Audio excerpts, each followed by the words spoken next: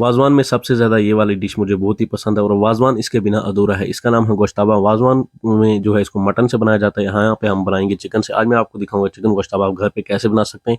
पहले चिकन ले आएँगे, अच्छे तरीके से वो साफ़ कर लेंगे, उसके बाद जो है छोटे-छोटे पीस कर लेंगे इस तरीके से और चिकन में जो है थोड़ी-सी फैट भी होनी चाहिए, फैट से ये जूसी बनेंगे। मिक्स के जग में डाल देंगे, उसमें डाल देंगे इलायची के दाने तोड़ के, ब्लैक इलायची के और डालेंगे अंडा। अंडे से हमारे गोश्ताबे जो बाद में फटेंगे नहीं जब हम बनाएँगे। अंडा जो है ज़रूरी डालना है इसके अंदर। और डालेंगे साल्ट। अब जो इसका एक पेस्ट बना लेंगे, स्मूथ पेस्ट बिल्कुल। तो पेस्ट हमने बना लिया इसका चिकन का, इसको पीस लिया है मिक्सी के अंदर। अब क्या करना है, अब हमें हाथ में गर्म पानी लगाना है इस तरीके से। अब उठाना है, इसके बॉल बनाने हैं अच्छे तरीके से। बॉल बना के अब जो है गर्मा गर्म पानी में डाल देंगे। पहले इसको 2 मिनट ऐसे ही रखना है, 2 मिनट के बाद गैस चलाएंगे, इसको अच्छे तरीके से बॉईल करेंगे गर्म पानी के अंदर। और यहाँ से जो हम इसकी यखनी भी बनाएंगे, दही ले लिया हमने यहाँ पे 2 कप, उसमें डाल दिए छोटी इलायची 2, बड़ी इलायची 2 और डालनी थोड़ी सी दालचीनी। अब इसको उबालना है, इसको कंटिन्यू हिलाना उबाल आने तक। उसके बाद मसाले डाल देंगे, सौंफ पाउडर, ड्राई जिंजर पाउडर और थोड़ा सा धनिया पाउडर।